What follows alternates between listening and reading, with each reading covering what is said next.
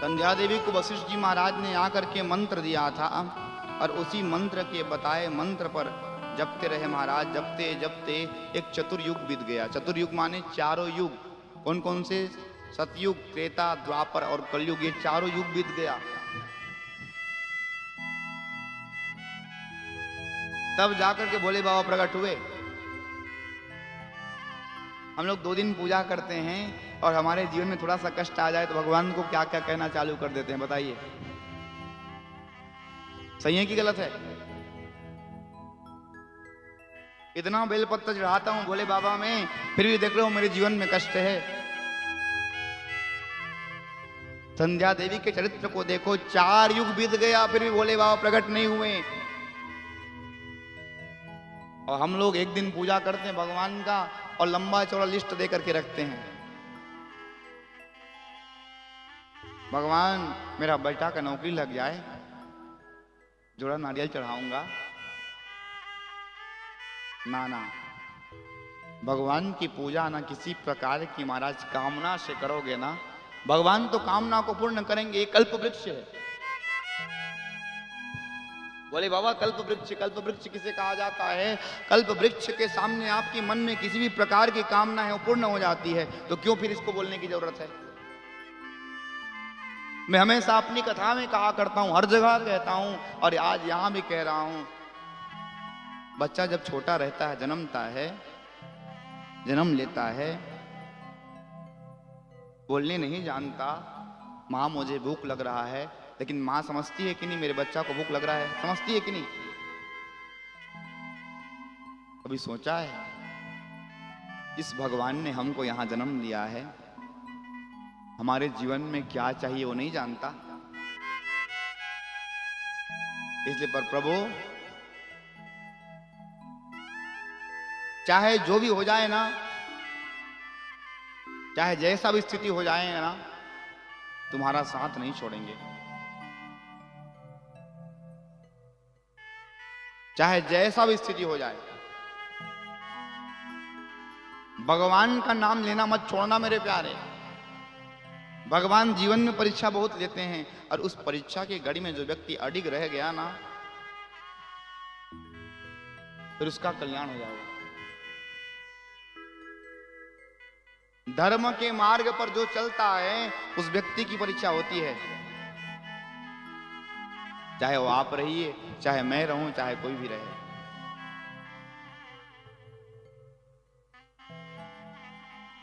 ये जो कथा हो रहा है, ये यज्ञ हो रहा है, क्या ऐसी हो गया? आज ये कथा को हम लोग सुन रहे हैं ना, इसके पीछे भी बहुत सारे अड़चन आए होंगे। क्या क्या नहीं होता है, लेकिन यदि भगवान के सहारे आप अडिग रहोगे ना, तो मेरा परमात्मा आपको एक दिन लक्ष्य तक जाकर के छोड़ता ही है। इसलिए ये कहो क्या कि जब तक सांसें रहेंगी तुझको चाहूंगा नाथ। मर भी गया तो भी तुझे करूंगा मैं प्यार। मैं मर भी जाऊंगा ना बाबा, फिर भी तुम्हारा साथ नहीं छोड़ूंगा। बस ऐसी भाव हो। परंतु हम थोड़ा सा जीवन में कष्ट क्या पाएंगे, भगवान को बदल देते हैं, दूसरा भगवान का पूजा करेंगे। वारे होशियार।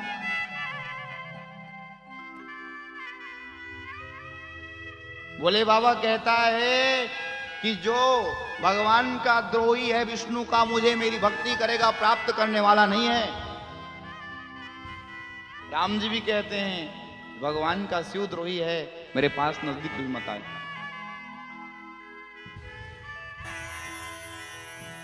हम में बैरता हो सकता है, भाई भाई में बैरता हो, लेकिन मेरे परमात्मा एक ही अंश है महाराज। वो संदेश देना चाहते हैं जीवन में हमेशा ना एक बन करके रहो।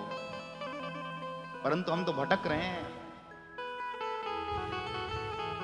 चतुर्युग बीत गया, संध्या देवी तपस्या करी, तब जाके भोले बाबा प्रकट हो गए। संध्या देवी स्तुति करती है, क्या कहती है? नमो नमः कारणाय दिव्यामृतं ज्ञान विभूतिदाय सप्तलोकांतरं बुद्धिदाय प्रकाशारोपाय परमात्मा।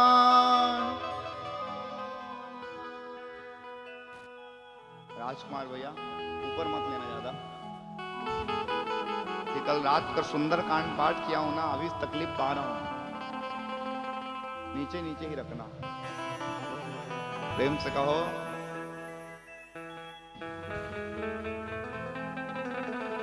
क्योंकि 4 घंटा बोलना होता है और सुर में बोलने का है, तो नहीं तो फिर तो बेसुर बोलो तो का वही 5 स्केल का भी एक ही स्केल है। संध्या देवी कहती है, प्रभु आप परम ब्रह्म परमात्मा है, भगवान भोले बाबा आप कारणों के परम कारण हैं, दिव्य अमृत स्वरूप हैं, ज्ञान प्रदान करने वाले हैं, समस्त लोक को ऐश्वर्य देने वाले हैं। बाबा आपको बारंबार नमस्कार है। यदि आप मुझ पर प्रसन्न हैं बोले बाबा, तो मुझको वरदान दीजिए। बोले बाबा कहते हैं, क्या वरदान मांगना चाहती है बेटी, बोल। वरदान मांगते हुए हाथ जोड़ लिया।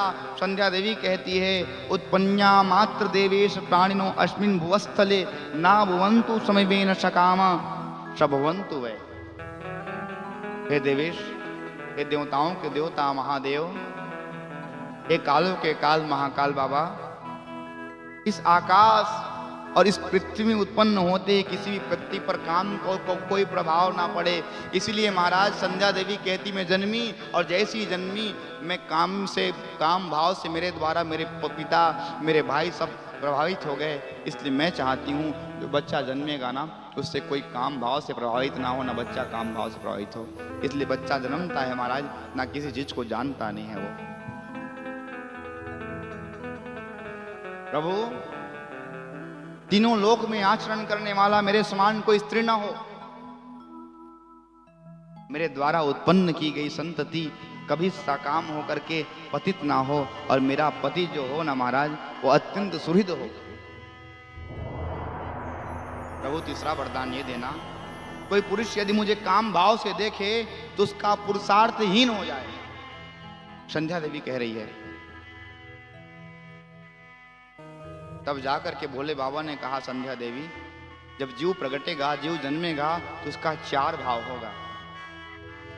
और 4 भाव कौन कौन से होंगे? कि प्रथमम शैशवोद्भव कौमाराख्यो द्वितीयका तृतीयो यौवनो भावश्चतुर्थो वर्धास्तथा। 4 भाव बताया। और ये 4 भाव व्यक्ति जन्मने के बाद कौन कौन सा होता है? जब जीव प्रथम अवस्था में हो तो बाल हो, और इस पर कोई काम का प्रभाव नहीं होता। जब बालक छोटा सा होता है उस पर काम का कोई प्रभाव होता है क्या? ना। इस संध्या देवी ने आशीर्वाद मांगा किसके पास? भगवान भोले बाबा के पास। बोले बाबा सभी जब तीसरी अवस्था में आए ना तो उनका अवस्था कुछ बदलते बदलते हो जाए, और आखिरी अवस्था में तो और पूरा सारा काम को भूल जाए। बोले बाबा कहते हैं, देवी संध्या तुमने बड़ा कठोर तपस्या किया है, जाओ तुमको मैं आशीर्वाद देता हूं कि तुम्हारे जैसा प्रतिव्रता स्त्री संसार में और कोई दूसरा नहीं होगा। तुम्हारे पति की अतिरिक्त जो तुम्हें काम भाव से देखेगा वो नपुंसक हो जाएगा देवी, और तुम्हारा पति 7 कल्प तक तुम्हारे साथ रहेगा। शिव जी कहते हैं, संध्या तुमने ये संकल्प किया है कि तुम अपने शरीर को अग्नि में त्यागना चाहती हो, इसलिए एक काम करो, जाओ इस समय चंद्रभागा नदी के तट पर महर्षि मेधातिथि जो है ना यज्ञ कर रहे हैं, और उसी ऋषि के यज्ञ में जा करके तुम अपने देह का त्याग कर देना। उस ऋषि को पता भी नहीं चलेगा। संध्या देवी ने महाराज तुरंत यज्ञ में अपनी देह की आहुति को छोड़ दिया है और उसका देह दो रूप में बदल गया। कैसा?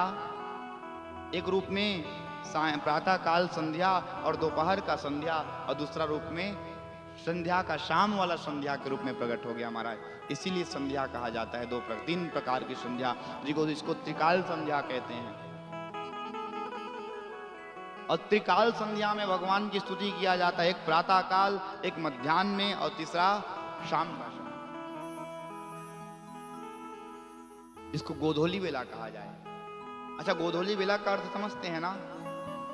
गाय जब गौ चारण करके अपने धूल को उड़ाते हुए आए, उसी का समय गोधूली बेला है। आजकल शादी ब्याह में कार्ड में कैसा लिखा होता है? फलाना दिन पानी ग्रहण शुभ लग्न गोधूली बेला में, और गोधूली बेला में बारात पहुंचता ही नहीं है।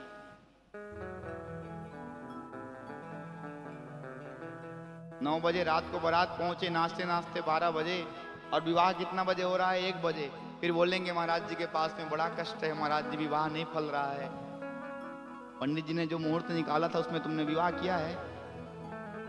कहिए कहिए। और पंडित जी के पास में जाएंगे, ऐसा मुहूर्त निकालिएगा महाराज सारा सही हो। और हम लोग तो बिना मुहूर्त का सारा चीज करते हैं।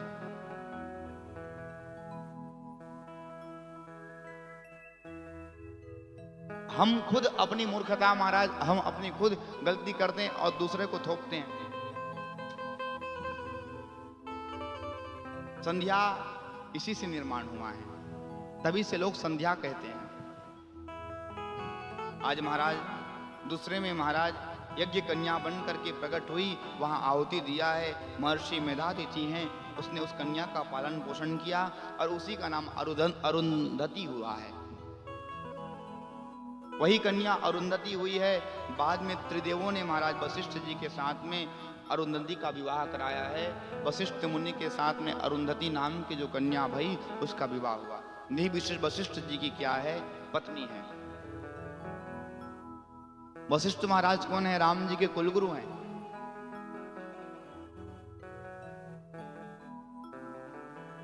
एवं संध्या चरितम ते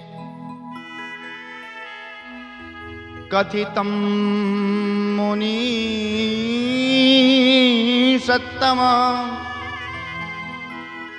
पवित्रम परमं दिव्यम सर्वकाम फल प्रदम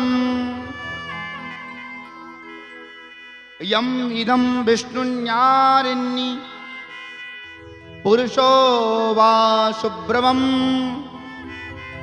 सर्वाकांतामाप्नोति नात्र कार्य विचारणा। पता है, जो इस संध्या जी की चरित्र को सुनता है और संध्या जी के चरित्र को सुनता है, उसके जीवन में कभी काम नहीं आता है।